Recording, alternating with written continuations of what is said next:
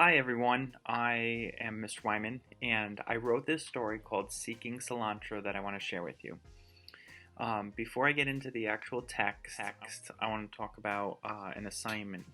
You are going to write a letter to a friend. So, anyone, just pretend you're writing to somebody you know. And you could actually give this to them, but basically, I started the letter for you, and then you have to finish it, okay?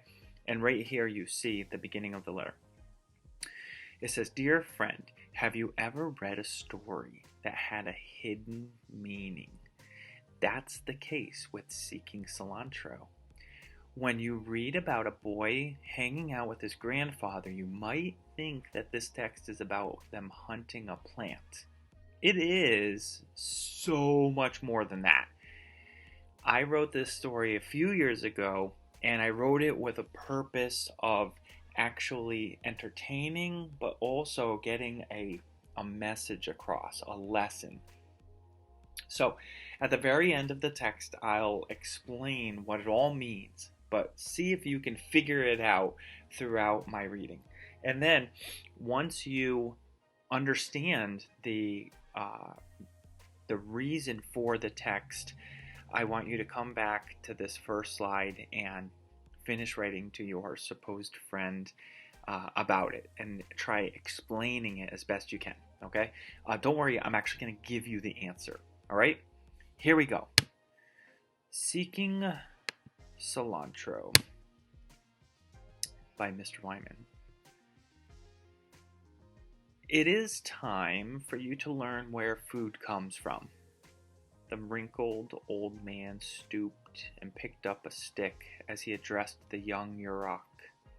Before long, gathering food will be one of your responsibilities. This last sentence got the boy's attention. But Grandpa, I want to play. The games young Yurok enjoyed were very different from games children play today. Each one was its own allegory.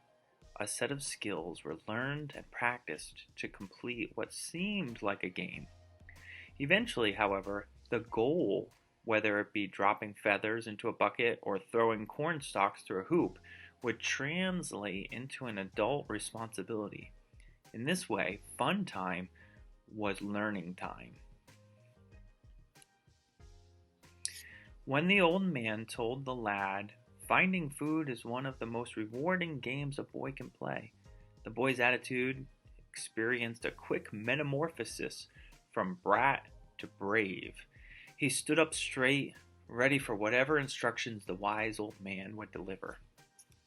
Yurok people did not farm, but neither did they move around like other hunter-gatherer peoples. They built permanent villages and lived off the land. They relied on nature to provide food and supplies. It was therefore important to learn not only how to use nature, but how to respect the earth. Otherwise, she, the earth, might not provide for her children, every living thing. The old man explained this to the youth as they walked to the edge of the village. What do you mean she might not provide for her children? The earth is like a mother who lays out everything her children need. She is a very good mother, but sometimes she gets angry. Sometimes she teaches her children valuable lessons. Her children must respect her, or she will not give. The boy who had never left the safety of his village before mulled this over in his mind as they walked a short distance. Where are we going, Grandpa? Where do you think our food comes from? Mama and Papa, the boy replied without a second thought. Where do you think they get it?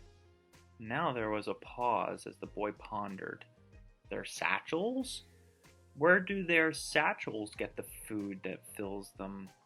The boy began imagining leather pouches running around gathering food. When the old man stopped walking suddenly, the youth nearly bumped into him. I have lost the trail. I will need your help. What do you mean, Grandpa? The village is right over there. I can still see our house. We are safe that way, the old man reassured. I will always be able to find my way back to the village. I am speaking of the way of our food. Is there a path to the place that mother and father find food? Not a path, a track, an invisible hidden trail that only the skilled can find. I am an old man. It has become more and more difficult for me to find this secret trail. Therefore, I will need your assistance. When grandfather said the word secret, his voice became very quiet and mysterious. The boy leaned closer. I will help you, grandfather. Let me be your eyes. You are a good boy. I will need your help. Let us begin over here. I think that I see something by that tree. Looking at the base of a tree, the grandpa suggested, that is the scat of rabbit. Are we looking for rabbit, Grandpa? We are looking for the plant that rabbits eat. Cilantro. Cilantro? The boy articulated each syllable carefully. It is very good to find signs of rabbit. We must find more and follow them to Rabbit's table. The young boy was still learning the use of metaphor. While wise elders spoke about things in seemingly hidden ways, he still interpreted the language literally. The boy was picturing a wooden table and chairs that rabbits sat down to sup, when his grandfather spoke again. Do you see any rabbit scat other than that? I don't see signs of rabbit anywhere, the boy confessed. Where should I look? The old man knew exactly where to look. In fact, the old man knew the exact location of the plant the pair sought. But he would not just tell the boy where to go. Rather, he would lead the boy through the process of finding the food. Through practice, the boy would become skilled in the art of gathering specific plants that are useful to his people's survival. Then he would be able to provide for himself and eventually others. It is best to think of finding a plant as a hunt, the old man instructed his young student. Are we hunting rabbit then? No, we are hunting cilantro. The rabbit eats cilantro, so we follow the rabbit to where it eats, and we find cilantro. By following rabbit, we are hunting cilantro, clarified the boy. That is correct, little wise one, the old man encouraged. Where might we find signs of rabbit? I could look in the field, the boy suggested. The man and the boy stood at the edge of a wood. Before them lay a large open field full of tall grass. How easy do you think it would be to locate either rabbit or signs of rabbit in the huge field? Inquired the wise old man. I think that it would take all day and night and part of the next day. I agree. And by that time, signs of rabbit would be old and the trail would be lost. What should I do? The boy was stumped. Climb this tree and look across the field. When the boy did as he was told, he immediately saw 3 rabbits hopping 100 feet south. Had he ventured straight ahead into the field to look for them on foot, he never would have found them. Tumbling more than climbing, the boy plummeted to the ground in a rush to tell his grandfather the news. The two set out to find their furry helpers. Unfortunately, cilantro is not the only herb that rabbits enjoy eating, and the bunnies that the boy saw from the tree were not munching on the prized plant. Should I climb back up the tree? The boy wondered aloud. You could, but there is a hill on the other side of the field. That might give us an even better vantage point, the old man instructed. As the man and boy trudged through the fields, the boy felt glad to be working with his elder. happy for the beautiful day and thankful he hadn't tried searching the entire field for rabbit scat.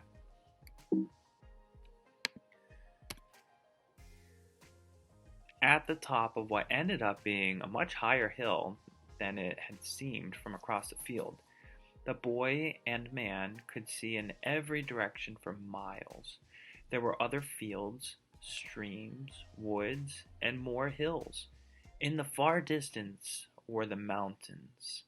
"What should we look for?" prompted the grandfather. The youth was speechless as he gaped at the view, taking it all in. He could see his village. He thought he saw what might be another village far away. He could see the stream that he and his siblings collected water from. He saw smoke from his village fire climbing high into the sky. "Do you know what cilantro looks like?" inquired the old man, reaching into his satchel. He pulled out a bright green plant. The youth inspected the plant. It was about 2 feet long, with leaves the size of a grown man's thumb. Where do you think a plant like this would grow?" "Would it grow over there?" The old man pointed to a dark, thick forest. "No," answered the boy. "That canopy would not allow sunlight to get to this little plant." "You are right. How about over there?" Now the man pointed to a wide, curving river. "This does not look like a water plant." "Good, it isn't. Do you think that it would grow up there?" The old man's finger pointed toward the peaks of the distant mountains.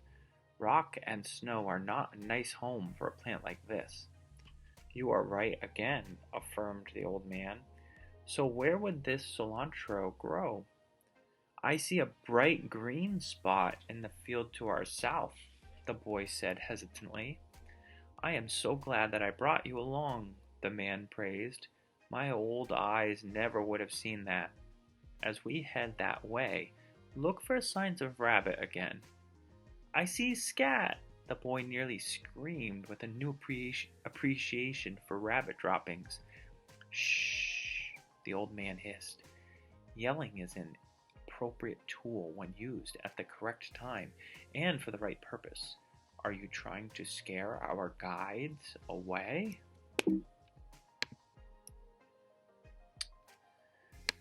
"Sorry, but there are signs of rabbit over here," the boy whispered. His grandpa had a hard time hearing him. The old man did everything in his power to keep up with the frisky youth who bounded through the tall yellow grass. Just when it seemed sight would be lost, the boy stopped, turning as slowly and silently as a summer breeze. The boy put his forefinger to his mouth. When the man joined his side, the boy pointed. Before them lay a large salad of cilantro with ravenous rabbits munching all around. Grandpa took the stick that he had been carrying this whole time and he stuck it in the ground. Then he tied several feathers to the top of it. They waved in the wind like a flag, signifying the spot of cilantro. I love the alliteration on this page. Polite plant picking practices. As the old man and youth gathered cilantro, the elder explained that they would not take all of it. "We will leave some for our friends who helped us find it in the first place," explained the wise old man. Even if we needed more than this area provided, we would look for another spot rather than collect it all. In addition to saving some for our furry friends, the mature plants will ensure that new plants continue to sprout.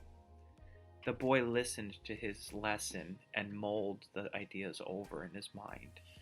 What if we cannot find more? Mother Earth has many pockets in her apron. Neither the boy nor the elder took their eyes off of their work, and their hands never stopped busying themselves about the cilantro. It did not take long to find this patch. Even if you do not know where to look, knowing how to look saves much time. There will be times when, even if you are using tree and hill and you seek signs of rabbits, cilantro hides from your eyes. The boy looked up when he heard this. What do you mean? What do you do then? You look for your markings. The old man pointed to the stick with the feather flag. Are you leaving your walking stick here, Grandpa? It was only a walking stick when I was walking with it. Now it becomes a marker. The old man let this sink in as he returned to plant picking. He continued, there are other plants to find. Plants that plants that may not have markers yet. These can be very difficult. Rabbits may not eat what you seek. Some squirrels steal and hide. How will I find those? The boy asked, with a hint of desperation in his voice. It can be tedious, the old man confessed. Sometimes you will need to search through large fields.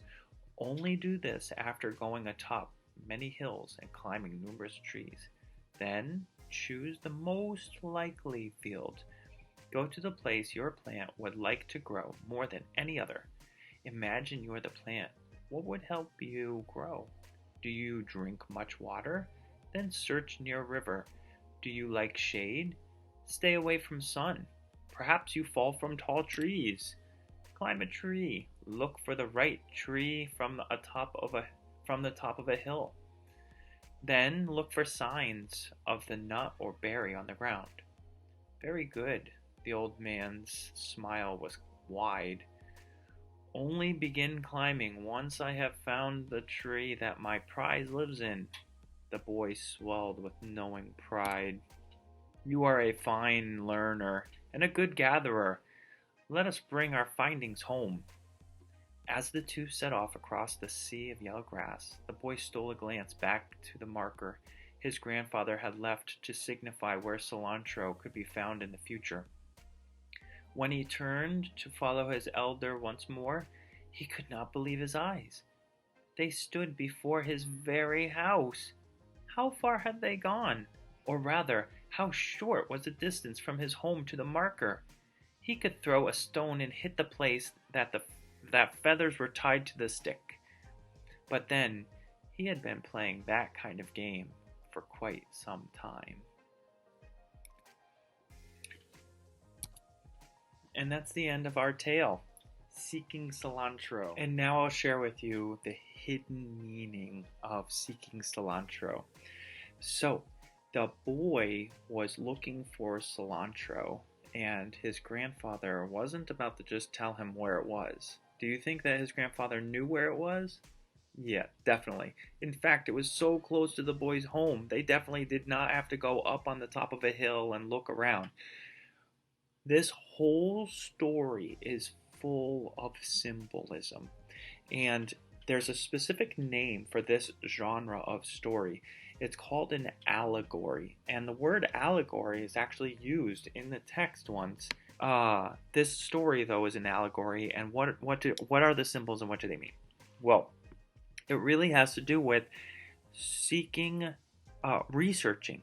It has to do with looking for the answers to research questions. And where will you find the answers to research questions?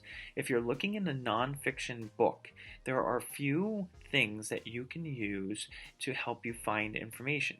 One thing is headings. So as you're looking through pages, you can look at the headings and try to find words or phrases that have to do with what you're looking for.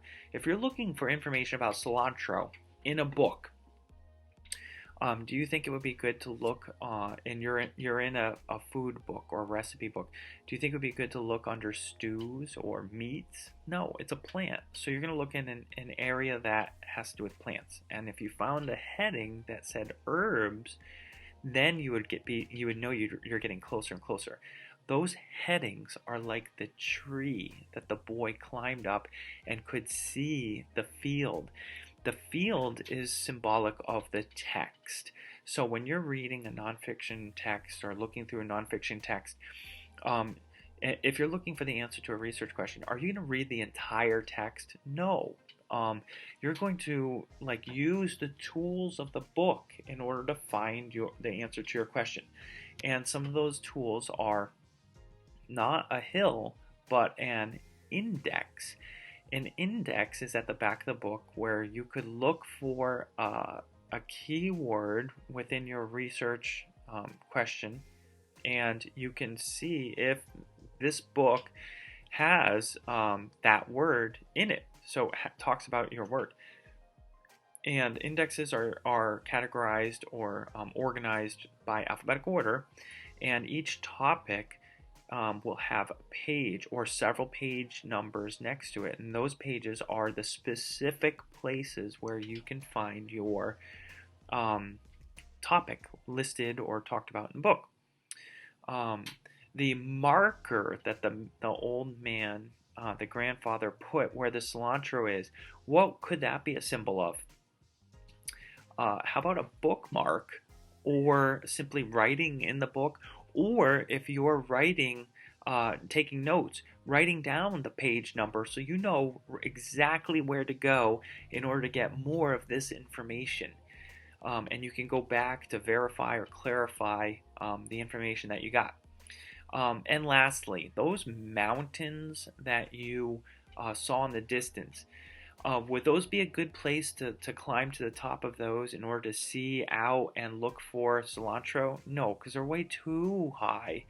Those are symbolic of the table of contents. The table of contents can be useful, but really looking at the table of contents is going to tell you the different sections of the book, but it's way too broad. You're not going to find information about your specific topic going to the table of contents. So that's the hidden meaning behind seeking cilantro.